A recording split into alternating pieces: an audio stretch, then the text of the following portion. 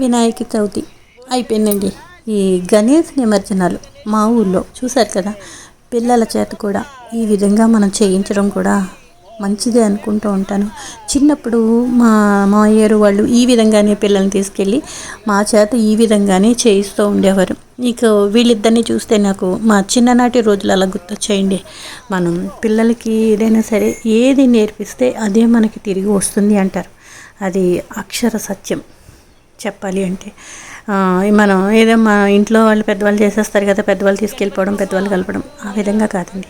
మన చేతులతో మనమే కూడా ఇలా పత్రి తీసుకెళ్ళడం వేయటం.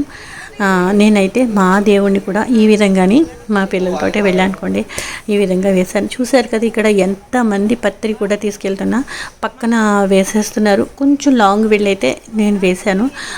నెక్స్ట్ ఎందుకు వద్దంటున్నారంటే ప్లాస్టిక్ అది కూడా గోదావరిలో వేయొద్దు అని అంటున్నారు.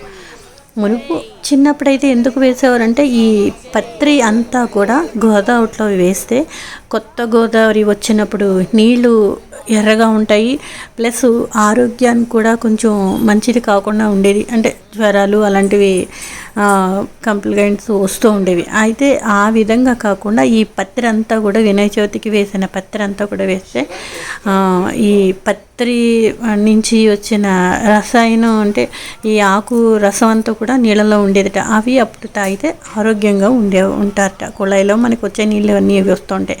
కాకపోతే ఇప్పుడు అలా కాదండి, ప్లాస్టిక్ మించిపోయింది మొత్తం.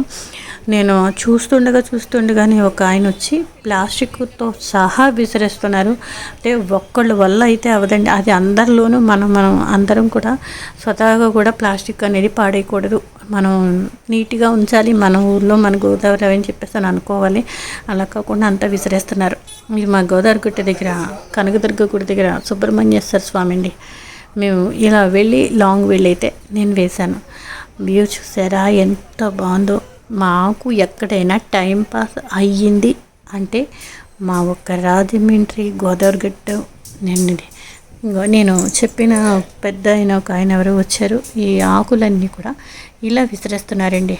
నాకు అంటే కవర్లతో సహా విసిరేస్తున్నారు పత్రి అంతాను.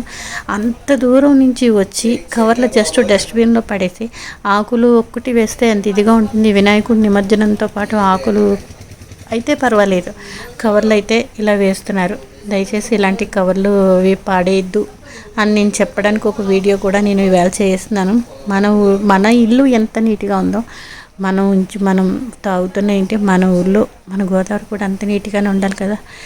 అయితే ఈ విధంగా నేను చేయడం జరిగింది. ఈ వీడియో అయితేను గణేష్ నిమజ్జనంలో మా ఇంట్లో దేవుణ్ణి నిమజ్జనం ఈ విధంగా అయితే నేను దేవుణ్ణి అయితే కూడా వినాయకుడిని తీసుకెళ్ళలేదు. మా ఇంట్లో చిన్న నుయ్యి ఉంది, అందులో అయితే నిమజ్జనం చేసేస్తున్నానండి. అయితే నీళ్ళు ఎక్కువగా ఉన్నాయి, గోదావరి ఎక్కువగానే ఉంది. కర్రలు అవన్నీ కూడా చాలా ఎక్కువ కొట్టుకుంటూ వచ్చేస్తున్నాయి. ఇలా కర్రలు కొట్టుకుంటూ వచ్చినవన్నీ కూడా ఈ గోదావరి గట్టు దగ్గర అలాగే పేర్చి పక్కనైతే ఉంచారు అందరూను.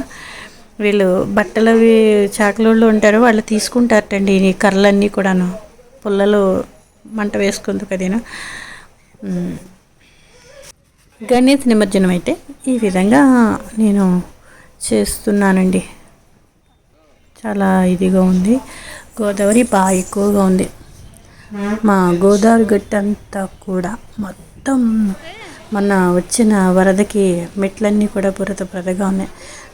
గోదావరి గట్టు దగ్గర వినాయకుడిని చూసారా ఎంత బాగుందో. చింతాలమ్మ రేవు దగ్గర వినాయకుడు అండి, చాలా అందంగా ఉన్నాడు. కొత్తగా కట్టిన గుడి ఎంత బాగుందో.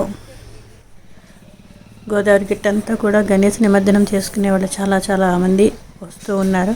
మాకు రాజమండ్రిలో ఏంటంటే గోదావరి గట్టు దగ్గర ఏ ప్లేస్కి వెళ్ళిపోయినా సరే అలా మొత్తం వ్యూ చూస్తూ ఉంటే టైంపాస్ అయిపోతుందండి. చాట్ పటాని మిర్చి ప్లస్ పచ్చిమిరపకాయ బజ్జీ ఏదైనా సరే సంథింగ్ అలా తింటూ కూర్చుంటే టైంపాస్ అయిపోతుంది. చూసారు, వాకింగ్ చేసేవాళ్ళు అయితే చాలామంది వస్తూ ఉంటారండి. నేనైతే వాకింగ్ ఈ విధంగానే వెళ్తూ ఉంటాను. ఈ విధంగా ఈవేళ మాకు వాకింగ్తో పాటు గణేష్ నిమజ్జనం పత్రి అయితే ఈ విధంగా కలపడం జరిగింది. ఇవి చింతాలమ్మ రేవు, రాజమండ్రిలో గోదావరి గట్టు దగ్గర చింతాలమ్మ రేవు. ఇక్కడ రాజమండ్రిలో ఆర్యపురం దగ్గర వినాయకుడి గుడిలోనూ చూసారా ఎంత బాగుందో విగ్రహం అండి. పక్కనే లక్ష్మీనరసింహ స్వామిది కూడా ఉంది. చాలా బాగుంది, నాకైతే చాలా బాగా నచ్చిందండి. పూజ జరుగుతుంది, దర్శనం అయితే తర్వాత పూజ తర్వాత.